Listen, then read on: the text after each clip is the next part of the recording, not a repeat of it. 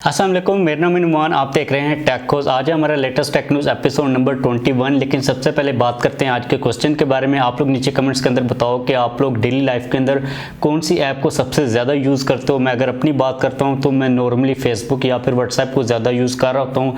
कभी एक ऐप ऊपर चली जाती है, कभी दूसरी ऐप ऊपर चली जाती है। मेरा जो फ़ोन है मुझे हर वीक के अंदर ये बता रहा होता है कि इस वीक के अंदर मैंने कौन सी ऐप को ज़्यादा यूज़ किया। तो आप लोग भी नीचे कमेंट्स के अंदर लाजमी तौर पर बताओ। तो आते हैं हमारी टेक न्यूज़ की तरफ। पहली न्यूज़ यहाँ पर आ रही है व्हाट्सएप की तरफ से ही। तो फाइनली व्हाट्सएप ने अपने पेमेंट मेथड को इंट्रोड्यूस करवाना वो स्टार्ट कर दिया हुआ है। व्हाट्सएप काफ़ी देर से टीज कर रहा था कि आप लोग व्हाट्सएप के थ्रू बहुत जल्द पेमेंट्स को सेंड और रिसीव कर पाएंगे।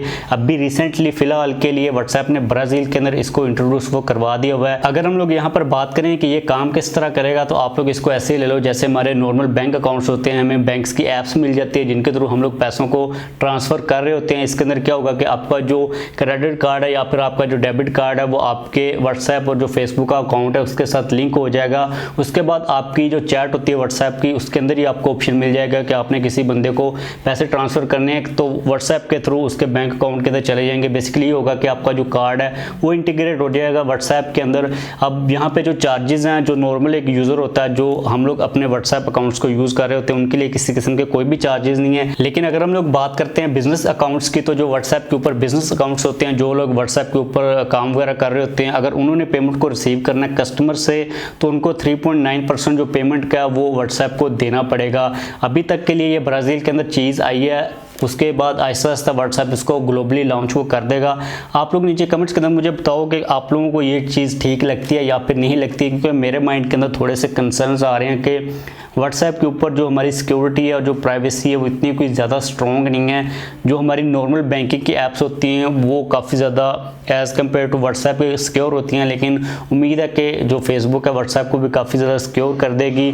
अब इसी के बारे में कोई रोड मैप नहीं आया कि ये ग्लोबली कब लॉन्च की जाएगी। उसके बाद अगली न्यूज़ आ रही है यहाँ पर हुआवे मेट 40 सीरीज़ के बारे में।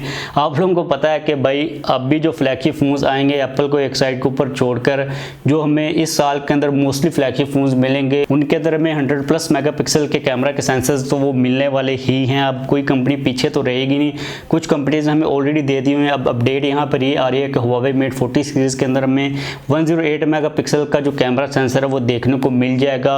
और हुआवे अपने कैमरा के सेंसर के ऊपर काम कर रहा है। हुआवे Xiaomi से या फिर सैमसंग से 108 मेगापिक्सल वाला कैमरा सेंसर नहीं लेगा। और इंटरेस्टिंगली यहाँ पर ये कहा जा रहा है कि हुआवे का जो 108 मेगापिक्सल वाला सेंसर होगा वो बेसिकली एक फ्री फॉर्म लेंस होगा।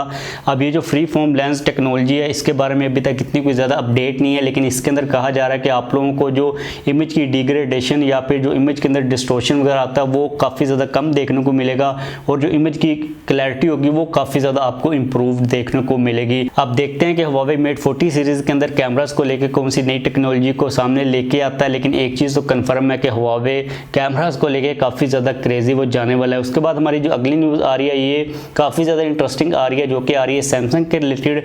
अभी रिसेंटली स्ट्रेटजी एनालिटिक्स की एक अपडेट आई है जिसके अंदर उन्होंने कहा है कि जो सैमसंग की एवरेज सेलिंग प्राइस है वो पिछले 6 सालों के अंदर हाईएस्ट पॉइंट के ऊपर वो चली गई है। अब यहाँ पर आप लोगों को मैं एवरेज सेलिंग प्राइस के बारे में थोड़ी सी एक्सप्लेनेशन दे देता हूँ कि ये बेसिकली होती क्या है। तो आप लोग इसको इस तरह ले लो कि पूरी दुनिया के अंदर एक साल के अंदर जितने भी स्मार्टफोन सेल हुए हैं सारी की सारी कंपनीज को शामिल करके उनमें से किस कंपनी ने कितने % का रेवेन्यू कमाया। तो यहाँ पर जो चार्ट सामने आ रहा है, एप्पल का जो रेवेन्यू था वो 49% था। उसके बाद दूसरे नंबर के ऊपर सैमसंग है जो कि 32% के ऊपर स्टैंड कर रही है। उसके बाद तीसरे नंबर के ऊपर हुआवे है जो कि 8% के ऊपर स्टैंड कर रही है। उसके अलावा हमें यहाँ पर दूसरी भी कंपनीज देखने को मिल जाती हैं, लेकिन जो सैमसंग की एवरेज सेलिंग प्राइस इंक्रीज हो रही है वो बहुत ही ज़्यादा ऊपर जा रही है। उसके बाद हमारी जो अगली न्यूज़ यहाँ पर आ रही है ये भी काफ़ी ज़्यादा इंटरेस्टिंग है। काउंटर पॉइंट की एक रिपोर्ट आई है जिसके अंदर उन्होंने कहा है कि जो मार्केट्स हैं उनके अंदर जो रिफर्बिश्ड फोन्स होते हैं उनकी सेल्स के अंदर काफ़ी ज़्यादा डिक्रीज देखने को मिल रहा है। अब इनका ये कहना है कि लोग इस वक्त जो है वो इस चीज़ को ज़्यादा प्रेफर करते हैं कि वो एक रिफर्बिश्ड फ़ोन बाय करने के बजाय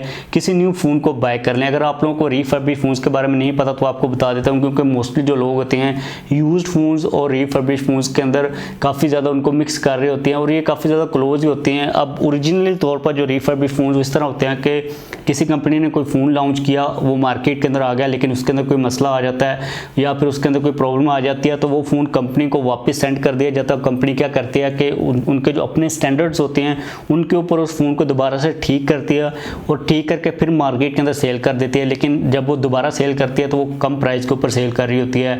उनको बेसिकली कहा जाता है रिफर्बिश फ़ोन, लेकिन पाकिस्तान के अंदर कोई पता नहीं है कौन सा रिफर्बिश फ़ोन है, कौन सा यूज्ड फ़ोन है। तो अब कहा यह जा रहा है कि लोगों की जो प्रायोरिटीज़ हैं रिफर्बिश फ़ोन के रिलेटेड वो काफ़ी ज़्यादा कम हो रही हैं। यहाँ पर उन्होंने एक चार्ट भी दिया है। जो इंडिया की मार्केट है उसके अंदर काफ़ी ज़्यादा इंक्रीज़ आ रहा है, लेकिन अगर हम लोग यहाँ पर बात करते हैं अमेरिका की, जापान की, चाइना की या फिर यूरोप की, तो सभी मार्केट्स के अंदर जो रिफर्बिश फ़ोन है उनकी जो सेल्स हैं वो काफ़ी ज़्यादा डिक्रीज़ हो रही हैं। आप लोग नीचे कमेंट्स के अंदर बताओ कि आप क्या प्रेफर करोगे, रिफर्बिश फ़ोन को बाय करना या फिर अगर उसी प्राइस टैग के अंदर एक न्यू फ़ोन मिल रहा है तो आप उसको बाय कर लोगे। उसके बाद हमारी अगली न्यूज़ यहाँ पर आ रही है एंड्रॉइड 11 बीटा वर्जन के रिलेटेड। अभी रिसेंटली गूगल ने एंड्रॉइड 11 का जो बीटा वर्जन है उसको रिलीज़ कर दिया है। उसके बाद से आप लोगों की तरफ से क्वेश्चन आना स्टार्ट हो गए हुए थे कि मेरे फ़ोन के अंदर अपडेट कब आएगी। तो एक चीज़ कंफर्म कर दूं, अभी तक गूगल की तरफ से किसी किस्म की कोई भी अपडेट नहीं आई, लेकिन Xiaomi ने और Oppo ने कह दिया हुआ कि उनके कुछ फ़ोन्स हैं जिनके अंदर आप लोगों को एंड्रॉइड 11 का जो बीटा वर्जन उसकी अपडेट बहुत जल्द मिल जाएगी। यहाँ पर Xiaomi का ये कहना है कि Mi 10 5G और Mi 10 Pro 5G, उसके अलावा Poco F2 Pro के अंदर बहुत जल्द एंड्रॉइड 11 का जो बीटा वर्जन उसकी अपडेट मिल जाएगी।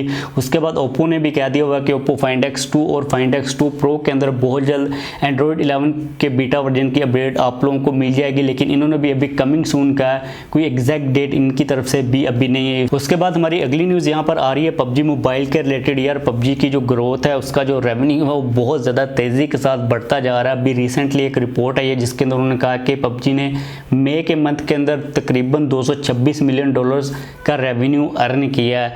अब आप लोगों को मैं बाद में बताता हूँ, क्योंकि आप लोगों की तरफ से मुझे काफ़ी ज़्यादा क्वेश्चन आए कि PUBG तो फ्री है तो PUBG कैसे रेवेन्यू अर्न करती है, उसके अंदर हमें कोई एड्स वगैरह भी नहीं देखने को मिलती। सबसे पहले बात कर लेते हैं कि रेवेन्यू आया कहाँ से है। तो ये जो पूरा $226 मिलियन का रेवेन्यू, इसका जो 53% पार्ट है वो चाइना से आया है। उसके अलावा 10.2% अमेरिका से और 5.5% जो रेवेन्यू है वो सऊदी अरब से आया है। अब आपको मैं बताऊं कि PUBG तो टोटली तौर पर फ्री है, उसके अंदर कोई एड्स भी नहीं आती, लेकिन PUBG के अंदर आपको काफ़ी ज़्यादा चीज़ें मिलती हैं जो कि आप बाय कर सकते हो। काफ़ी ज़्यादा आउटफिट्स होते हैं, कुछ ऐसी एसेसरीज होती हैं जो कि आप बाय कर सकते हो। तो ये जो सारा रेवेन्यू है ये वहीं से आया। अब यहाँ पर इस रिपोर्ट को देखकर मेरे माइंड के अंदर एक चीज़ ये आ रही थी कि इंडिया के अंदर PUBG को बहुत ज़्यादा प्ले किया जाता है। मुझे लगता है कि चाइना के बाद इंडिया के अंदर PUBG को सबसे ज़्यादा प्ले किया जाता है। अब मे बी चाइना से भी ज़्यादा इंडिया के अंदर प्ले किया जा रहा हो, लेकिन जो रेवेन्यू की अमाउंट है इंडिया से उसका यहाँ पर किसी किस्म का कोई भी नामो निशान नहीं है। मुझे लगता है कि वो भी हमारी तरह फ्री PUBG को खेलना ज़्यादा प्रेफर करते हैं। उसके अलावा हमारी जो अगली और फाइनल टेक न्यूज़ आ रही है MIT की तरफ से आ रही है।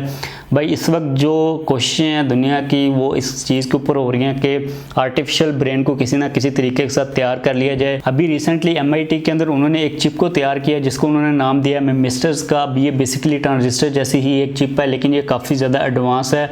अब जो ट्रांजिस्टर्स होते हैं उनके अंदर क्या होता है कि उनका जो वर्किंग प्रिंसिपल होता है वो येस और नो के ऊपर बेस्ड होता है, यानी कि जो हमारे बाइनरी डिजिट्स होते हैं उनके ऊपर बेस्ड होता है। लेकिन ये जो मेमिस्टर्स हैं ये एज़ कम्पेयर टू ट्रांजिस्टर काफ़ी ज़्यादा एडवांस है। ये जो रिजल्ट होते हैं उनको काफ़ी ज़्यादा तेज़ी के साथ और एक्यूरेटली फाइंड आउट कर सकते हैं।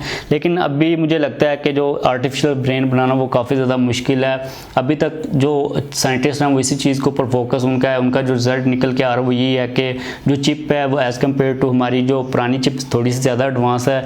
जो टेक्नोलॉजी है वो तकरीबन सेम वही है। मुझे लगता नहीं है कि ये कभी सक्सेसफुल हो पाएंगे, लेकिन जो कोशिश है वो तो इंसान करता ही रहता है। तो आज के लिए हमारी यही टेक न्यूज़ थी।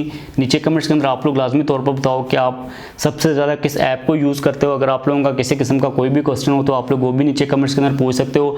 जाने से पहले यार चैनल को सब्सक्राइब कर लो और बेल वाले आइकन को लाजमी तौर पर प्रेस कर लो ताकि जो नोटिफिकेशंस हैं वो आप लोगों को टाइम के ऊपर मिल सकें।